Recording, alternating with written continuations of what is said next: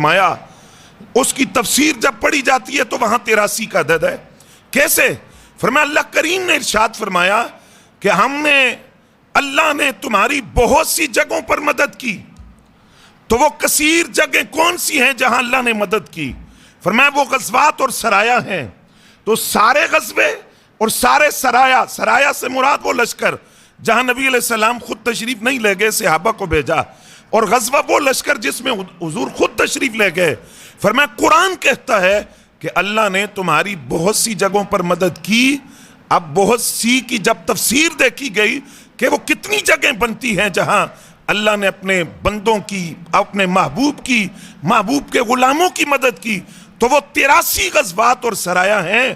تو امام علی ناکی کا قرآن سے تعلق دیکھیے. آپ نے فرمایا کثیر کی تفسیر اگر قرآن میں دیکھی جائے تو 83 بنتی ہے.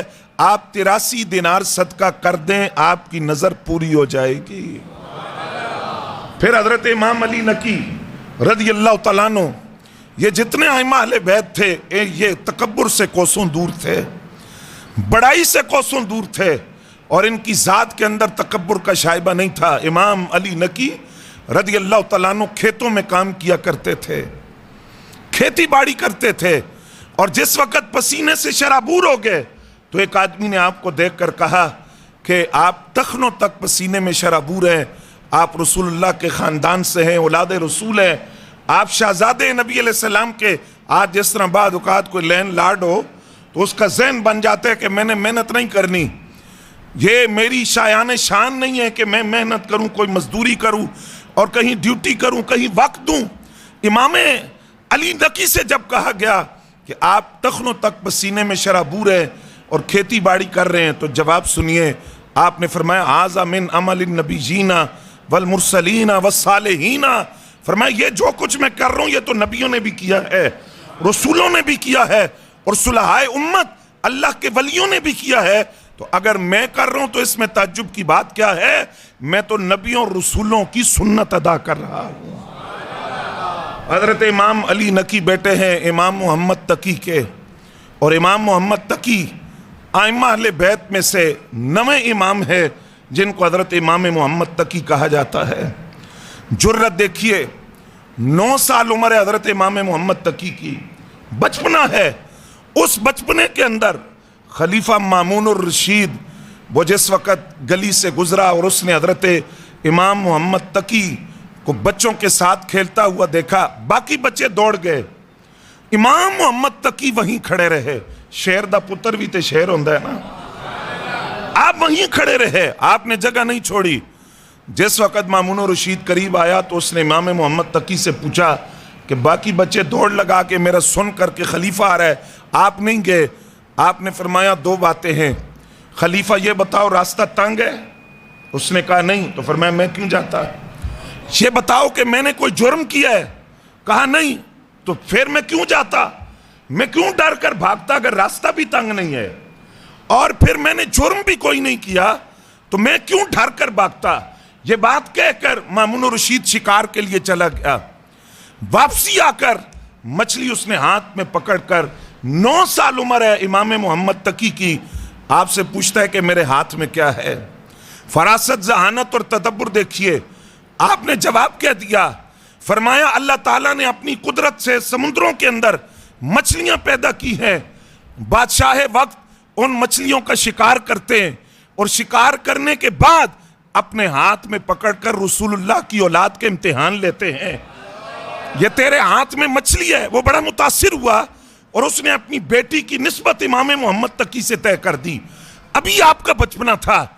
اس وقت کے جو باندھ علماء تھے انہوں نے مامون الرشید سے کہا یہ خدا جانے بڑے ہو کر فضل، تقوی، زہد، علم، روحانیت اس مقام تک پہنچتے ہیں یا نہیں پہنچتے. تو آپ نے پہلے نسبت طے کر دی، تو پہلے آپ دیکھ تو لیتے کہ یہ کیا مقام حاصل کریں گے.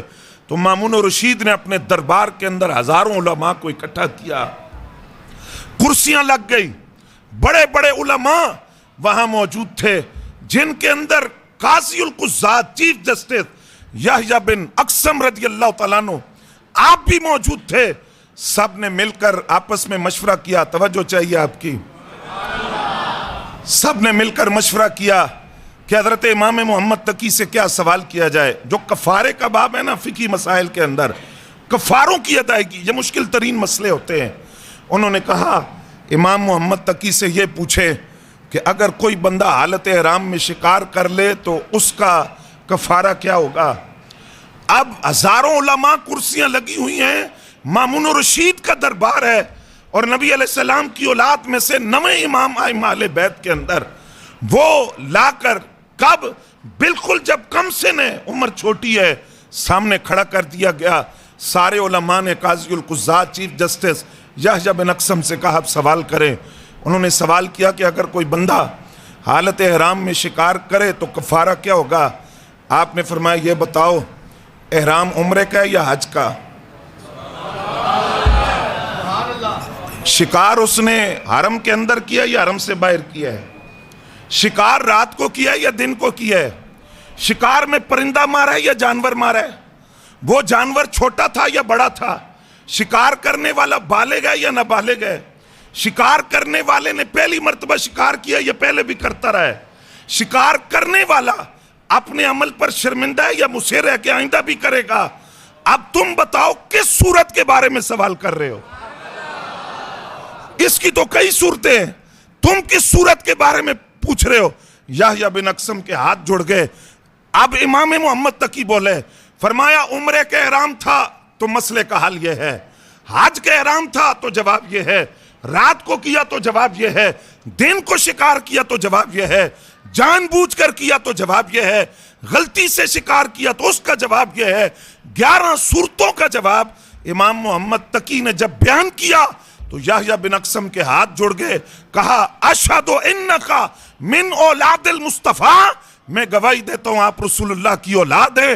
اتنا علم اور اتنا تقوی اور اتنی ذہانت اور فراست اور فقاہت کم سنی کے اندر اللہ نے جسے دی ہے اسے امام محمد تقی رضی اللہ تعالیٰ عنہ کہا جاتا ہے.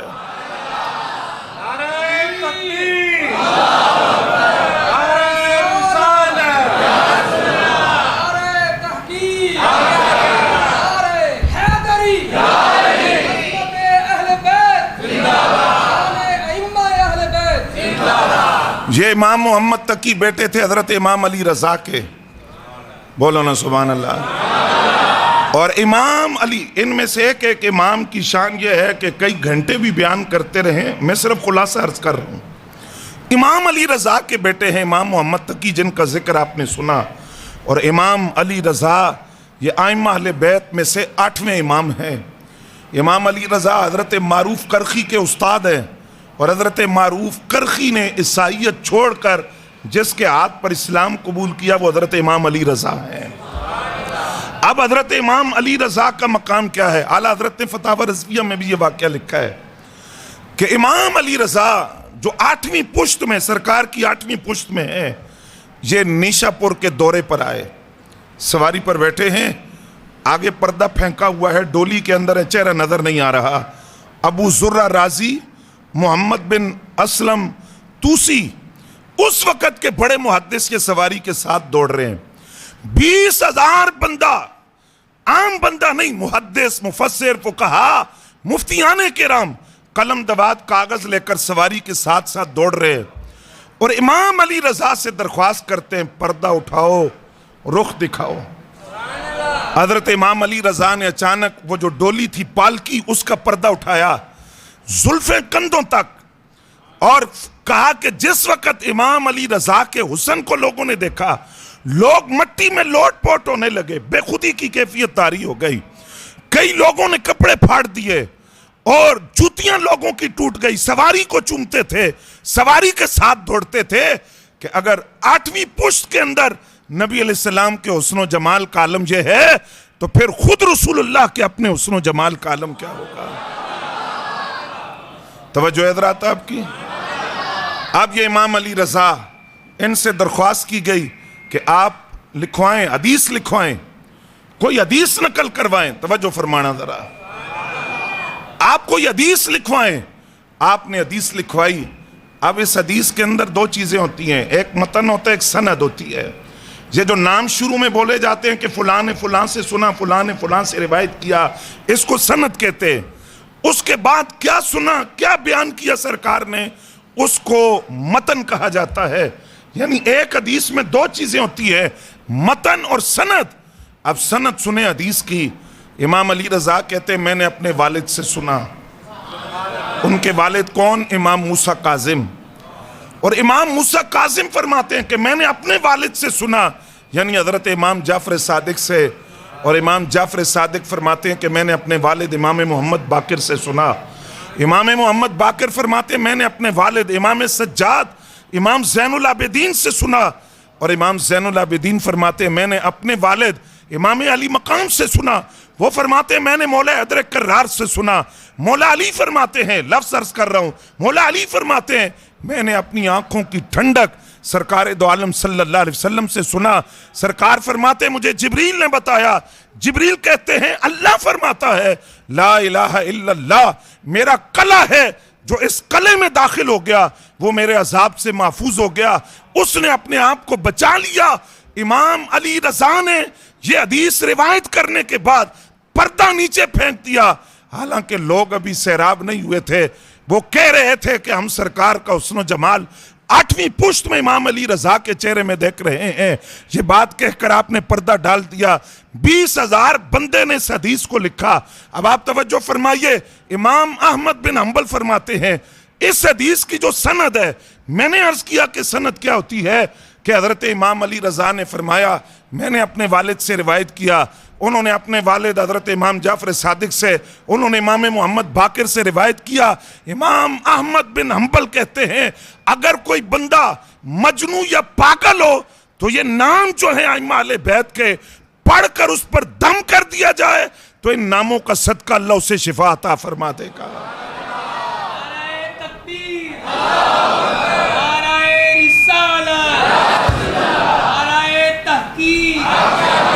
تاجدار ختم نبوت، تاجدار ختم نبوت۔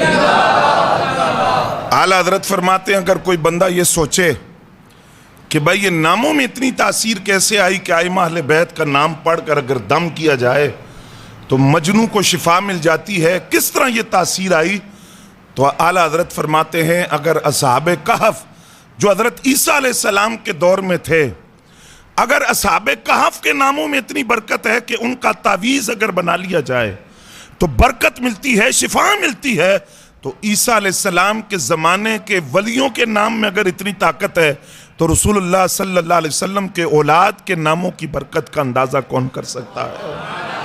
یہ حضرت امام علی رضا رضی اللہ تعالیٰ عنہ یہ بیٹے تھے حضرت امام موسیٰ کاظم کے، اور امام موسیٰ کاظم رضی اللہ تعالیٰ عنہ ائمہ اہل بیت میں سے 7ویں امام ہے۔ اور امام موسیٰ کاظم رضی اللہ تعالیٰ عنہ کون ہے؟ حضرت شقیق بلخی رحمت اللہ تعالیٰ علیہ۔ آپ فرماتے ہیں میں نے امام موسیٰ کاظم کو دیکھا، کہاں؟ قادسیہ کے اندر، لوگ بڑا قیمتی لباس پہنے ہوئے ہیں، جبکہ امام موسیٰ کاظم نے ایک صوفیانہ لباس پہنا ہے۔ تو میں نے سوچا یہ بندہ، کہتے میں جانتا نہیں تھا، میں نے کہا کہ ان سے عرض کروں کہ یہاں لوگ بڑی ٹھاٹ باٹ میں ہیں اور آپ صوفیانہ لباس پہن کر آئے۔ یہ بات کرنے کے لیے جب میں آگے بڑھا تو کہتے امام موسیٰ کاظم نے مجھ سے کہا اے شقیق کسی کے بارے میں بدگمانی نہیں کرنی چاہیے۔ کہتے میں حیران ہو گیا، ان کو تو میرا نام بھی معلوم ہے اور یہ بھی جانتے ہیں کہ میں نے ان کے بارے میں کیا سوچا۔ کہتے ہیں امام موسیٰ کاظم وہاں سے چل پڑے۔ حضرت شقیق بلخی فرماتے ہیں میں آپ کے پیچھے چلا اور میں نے یہ سوچا کہ میں حضرت امام موسیٰ کاظم جانتا میں نہیں تھا کون ہے، لیکن میں نے کہا کہ میں اس نوجوان کے ہاتھ پر توبہ کروں گا، آئندہ بدگمانی نہیں کروں گا۔ جب میں ان کے قریب ہوا اور چاہتا تھا کہ معافی مانگوں تو انہوں نے فوراً کہا اے شقیق معاف کرنے والی ذات تو اللہ کی ذات ہے، توبہ اس سے کرنی چاہیے۔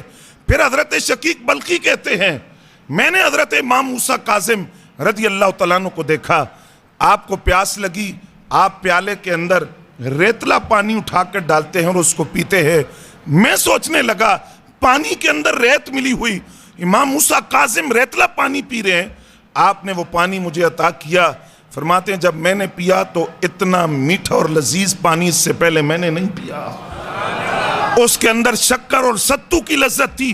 پھر کہتے ہیں ہم مکہ المکرمہ پہنچ گئے، میں نے امام موسیٰ کاظم کو بیت اللہ کا طواف کرتے ہوئے دیکھا اور روتے ہوئے دیکھا، لیکن قادسیہ کے اندر کیفیت اور تھی، وہاں کوئی آپ کے قریب نہیں آیا، لیکن جب آپ مکہ المکرمہ میں آئے اور آپ حرم مکہ سے باہر نکلے تو لوگوں کے ایک ہجوم آپ کی طرف بڑھا، کوئی قدم بوسی کرتا ہے، کوئی پیشانی پہ بوسہ دیتا ہے، تو حضرت شقیق بلخی کہتے ہیں میں نے کسی سے پوچھا یہ کون ہے؟ انہوں نے کہا یہ رسول اللہ کی اولاد میں سے حضرت امام موسیٰ کاظم ہے۔ تو حضرت شقیق بلخی کہتے ہیں میری زبان سے نکلا ہاں رسول اللہ کی اولاد کو ایسے ہی ہونا چاہیے۔ جو میں نے راستے میں ان کا مقام دیکھا، جو ان کا زہد، جو ان کی عبادت، جو ان کا تقوی، جو ان کی مومنانہ فراست دیکھی، اور یہ امام موسیٰ کاظم رضی اللہ تعالیٰ عنہ مطاف کے اندر بیٹھے ہوئے ہیں۔ خلیفہ ہارون الرشید جو سارے عباسی خلفاء میں سے باقیوں کی بنسبت بہتر ہیں، خلیفہ ہارون الرشید نے آ کر حضرت امام موسیٰ کاظم رضی اللہ تعالیٰ عنہ سے کہا لوگ جب آپ کے گرد بیٹھے ہوئے ہیں، کیونکہ آل بیت کا ایک بھی فرد جس دور میں موجود تھا وہ لوگوں کی عقیدتوں کا اور لوگوں کی محبتوں کا مرکز تھا۔ امام موسیٰ کاظم جب مطاف میں بیٹھے ہیں تو ہارون الرشید نے امام موسیٰ کاظم سے کہا یہ جملہ آپ سنیے گا، کہا جناب یہ لوگوں کو اپنے قریب آپ جمع کر کے ریاست کے اندر ریاست تو نہیں قائم کر رہے، ریاست کی ریٹ کو تو چیلنج نہیں کر رہے آپ،